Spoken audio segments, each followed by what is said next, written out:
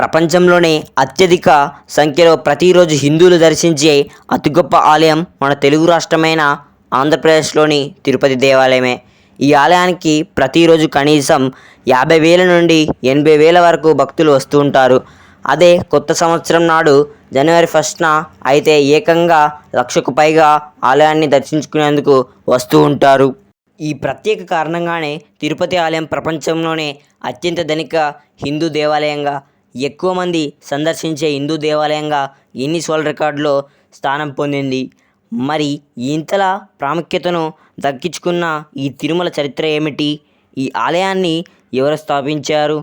ఇక్కడ స్వామివారు ఎలా అవతరించారో, ఈ ఆలయ ప్రత్యేకతలు, చరిత్ర ఏమిటో ఇలాంటి మరిన్ని ఇంట్రెస్టింగ్ విషయాలను ఈ వీడియోలో మీకు చెప్పబోతున్నాను. సో వీడియోను స్కిప్ చేయకుండా ఎండ్ వరకు చూడండి.